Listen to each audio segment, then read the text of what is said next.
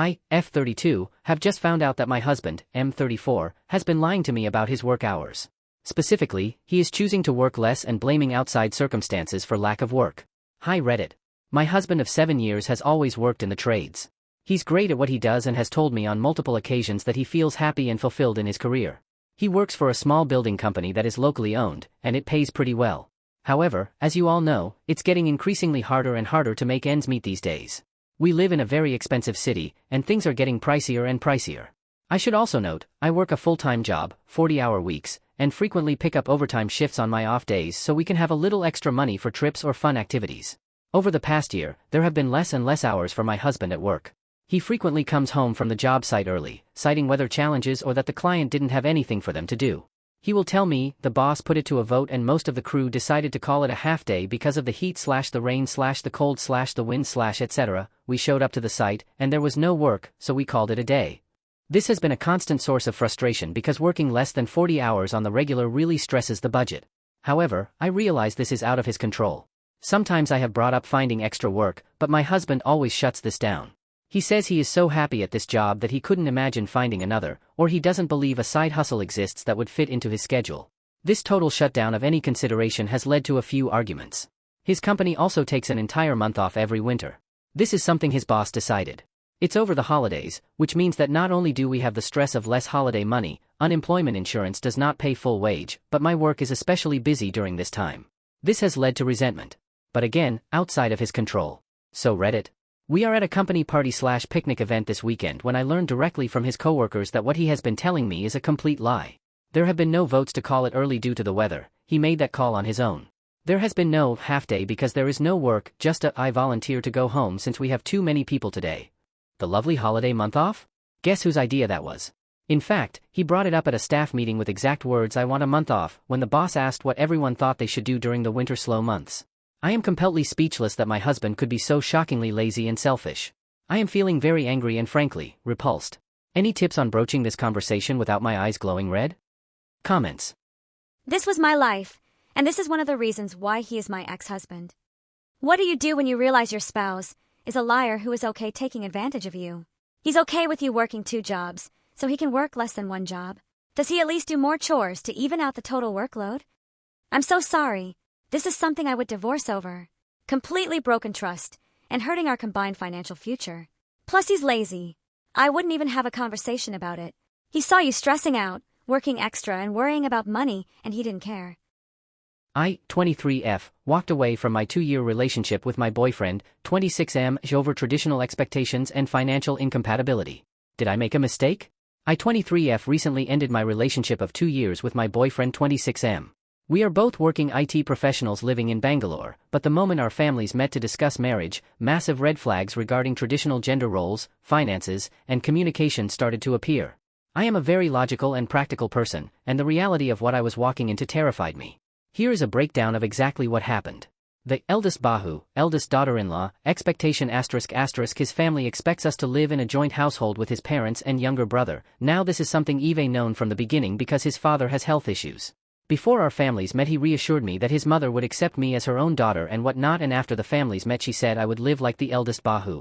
House help expectations ***, it's no secret that IT is a demanding career, and my family expressed concern about how I would manage double labor without domestic help. His mother didn't give any positive response regarding this. When I privately asked my boyfriend for a straight yes or no regarding whether we would hire a cook and a maid so I wouldn't be doing 100% of the chores, he completely exploded. He refused to give a direct guarantee, accused me of interrogating him, and said I was treating the marriage like a contract. He expected me to trust him and figure it out later. So I did, and the talk went further ahead. Wedding expectations ***, he wanted a 2-day traditional wedding. He is the type of person that likes to celebrate with everyone. I wanted a simple 1-day wedding and reception. I pointed out that the job market is volatile due to AI and we need emergency funds, savings. To which combining of both our budgets was proposed as 50-50 was too much for them for bringing 100 to 120 Baratis to my hometown, yes 100. This number was never compromised on and my mother refused to accommodate that many people, so the venue shifted to Bangalore now and we were expected to bring our guests here.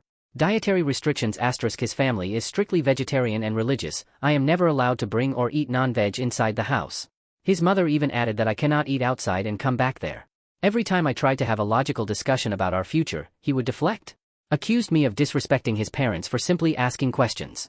I'm not trying to villainize anyone, these are things I knew I would need to sacrifice, but I was ready to because I love him, but these sort of marriages require the husband to be an impenetrable shield for the wife. Seeing how the discussions were going, it made me feel like an outsider in my own marriage discussions, and what I wanted to do had become the last resort. I felt like after making so many sacrifices that would last throughout my life would affect me and my career, he couldn't even sacrifice on a single event. It's been 10 days, I miss him dearly. Did I do the right thing? TLDR, I ended my 2-year relationship because his family expected me to assume traditional, exhausting duties as a daughter-in-law in a joint family. We clashed heavily on finances, as he demanded a 2-day wedding while I insisted on practical savings for emergencies. Whenever I raised logical, pragmatic concerns about our future, he resorted to emotional manipulation and anger rather than acting as a supportive partner. It has been 10 days and I miss him dearly, but I am seeking perspective on whether walking away to protect my independence was the right decision. Comments. You absolutely did the right thing. The man you were dating for 2 years is not the man you would have been married to, and his behavior over the discussions proves that. Your life would have been unhappy and stressful due to all the restrictions and expectations placed on you. Sounds like walking away was definitely the right thing to do. Well done. You did the right thing. Marrying into the Stone Age family would have made you miserable. My husband's martyrdom is driving me up the wall. My husband, 29M, is a very sweet guy. But him, 29F, realizing that a lot of his identity kind of hinges on being a martyr. Always self-sacrificing, always doing things for people that they didn't ask for. Everyone thinks he's just the sweetest, most pure guy in the world, and in many ways he is, but no one sees the other side of the coin where he's completely bitter and resentful because he feels that he gives more than he gets, and he doesn't get the things he deserves for how much he sacrifices. A lot of the time he acts like he's at my service. But randomly, if he doesn't get his way, he'll blow the situation out of proportion and list all the things he's done for me as reasons why he deserves to get his way. This hurts because it makes his actions feel disingenuous, and I'm hyper-independent because of childhood neglect, so it's extra painful for me in particular to feel like someone is taking care of me who doesn't want to be. I've expressed this so many times. This also extends to work. He'll work 60 to 70 hours a week doing tasks that no one asked him to do because he wants everyone to see him as perfect. It's getting to the point where I'm questioning if I even know him, or are his actions all guided by people-pleasing? How do I deal with this? Are there any reformed people-pleasers out there who can share their story? I feel insane and I'm so sick of the martyr/doormat persona, and to be honest, it's a huge turnoff as well. I thought he'd grow out of it, but it's only getting worse. TLDR, my husband has built his identity around being a people-pleaser and it's making me nuts. What can I do? Is there hope? Comments. He really should be in therapy and learning about codependency and working on his boundaries. There's not much you can do beyond encouraging him to get help and holding your own boundaries. I didn't ask you to do those things. This conversation is over if you continue speaking to me that way, etc. He can absolutely overcome this, but it's going to take effort and it's not something anyone else can do for him. Thank you. He is in therapy, and I have firm personal boundaries. I've used both of those phrases almost verbatim in the past week alone. I hate to go HR/therapy speak, but sometimes you gotta. I think something to point out with the "I didn't ask you to do this" line is the concept of quid pro quo. A lot of our professional relationships are based on a give and take. You do this job and I pay you. This sounds like what he's doing. He's living in a realm of, if I do something for you, you owe me. Which honestly will break down familial and romantic relationships over time. There will be some level of that, of course. When managing the unavoidable needs, you manage finances, I manage home repair, etc., but I'm sure it also feels painful and frustrating to feel like he's doing things all the time. Not because he wants to and loves you, but because he has this, clearly mostly uncommunicated, expectation to be paid back. Which is a painful, exhausting, and disappointing way to live. If he isn't doing things because he wants to love you, and he will always be frustrated with your lack of reciprocation. If he's always doing things without asking to understand your need and not communicating his own needs, there will be a lot of pain and disappointment. Edit. To add to be clear, he's doing this to the extreme is the problem, as others have pointed out. There will always be a deficit if he lives with this mentality with everyone all the time and clearly needs help. My husband and I did couples therapy recently that involved the book Hold Me Tight. I would recommend seeing if he would be willing to read that with you, as it helps you walk through different conversations. One particularly that helps. You really try to get to the root of individual needs, which is probably what he needs to learn to explore. It's a great book either way. Ugh, this hit way too close to home. My ex was exactly like this, and it's exhausting being with someone who keeps score of every little thing they do. The worst part is when they throw it all back in your face during arguments like some twisted receipt collection. What really helped me understand it better was realizing that people pleasers often have this deep fear about not being enough, just as they are, so they try to earn love through actions instead of just existing as themselves. But then they get bitter when the world doesn't reward them the way they expect. It's like they're playing by rules that nobody else agreed to follow, you know? The work thing especially sounds draining, working those crazy hours for recognition that probably never comes the way he wants it. I think therapy could really help him figure out why he needs external validation so desperately, but he has to want to change first. You can't fix someone who thinks their problem is actually everyone else not appreciating them enough. Have you tried having a really direct conversation about how this pattern affects you? Sometimes they genuinely don't realize how manipulative the scorekeeping feels from the other side. Whenever my mom discovers I have a hobby, she forces me to do that hobby. How do I get her to stop forcing me to do my hobbies? She forces me to the point that I don't want them to be my hobbies anymore. I'ma give you one example of this phenomenon. Okay, so I, 16M, recently started skateboarding as a hobby. I like to wake up early in the morning and go to a nearby church's parking lot since I have social anxiety and really don't like other people looking at me while I skateboard. I wish to remain unbothered. This church parking lot is very secluded and no one is there to bother me. When my mom, 42F, discovered this hobby of mine, she was pretty supportive, I suppose. Okay, sweet, that's good I guess.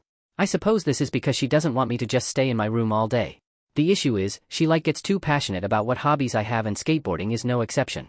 I usually skateboard most mornings but sometimes I don't due to wanting to do other things. This morning my mom was like, why don't you want to skateboard? Why don't you want to skateboard? Which is annoying. I don't want to be constantly questioned about my hobbies but still, no big deal. My mom got angry though that I'm not constantly or consistently enough pursuing my hobby. She got angry that I was at home. And at 1 p.m. she forced me to go outside with my skateboard.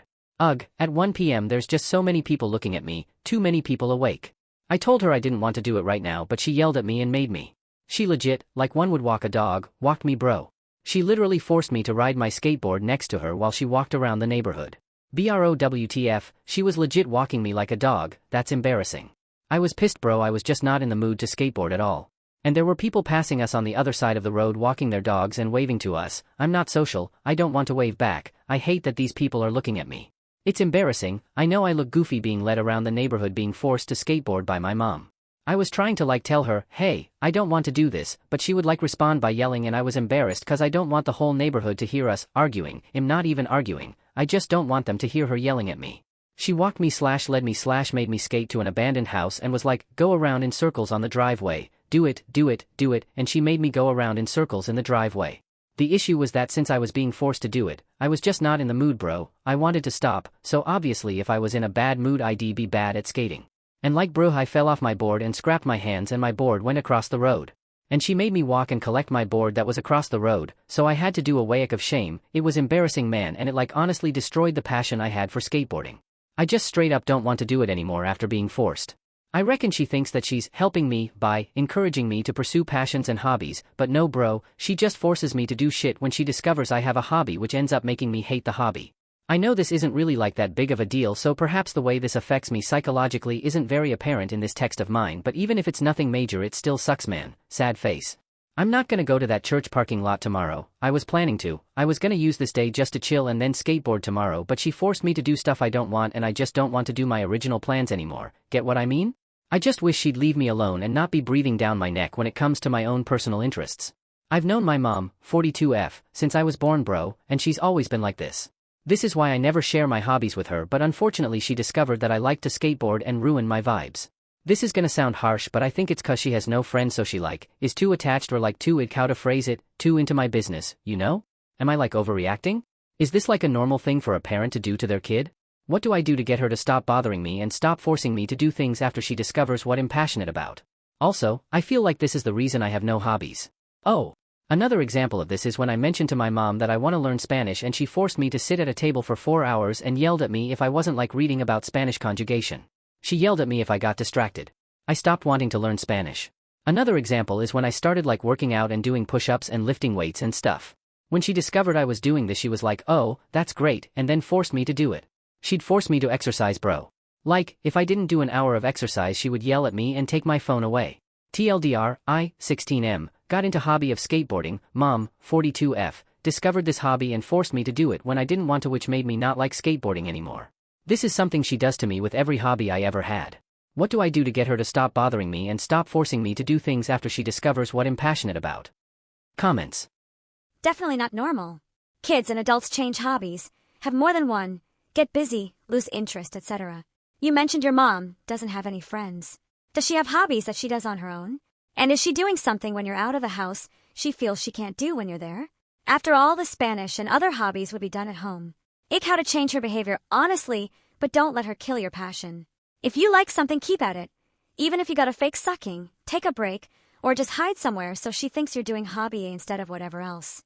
One day you'll be independent and can do your own thing.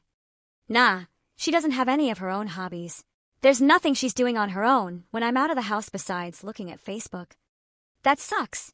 Might be a long shot, but maybe if she gets out of the house to do something or has some friends to hang with, it will help. Could also help her see how other people are more hands-off with their kids' interests or at least not forcing things on them. I'm not saying play matchmaker, but if you got friends in the area whose moms are around, maybe there will be opportunities for the adults to spend time together while the kids do their own thing. Good luck. Thank you. Yeah, that's a good idea. Maybe I could try to get her to spend more time with other people so she doesn't smother me as much. I need tips in ending my relationship with my 28M fiancé, 28M. TLDR, I need advice and support for how to best go about ending my near 5-year relationship with my fiancé. I know I can't soften the blow and need to just do it, but what are some strategies I can use to best formulate my thoughts? My fiancé and I have been together for about 4.5 years, engaged for almost 2 years. I have recently come to the conclusion that it's time to end things, and I need encouragement/guidance on how best to approach this. To put it simply, I feel that I have outgrown the relationship and that we aren't very compatible anymore. I've been checked out for a while now, but he's still very much in love and I don't think he'll see this coming. We live together, share finances, have 3 cats together, 2 are his, and it's going to devastate him. There's been a lot of stressors and challenges over the last year and a half or so, mainly from my fiancé, that has negatively impacted my mental health and well-being and lead me to this conclusion.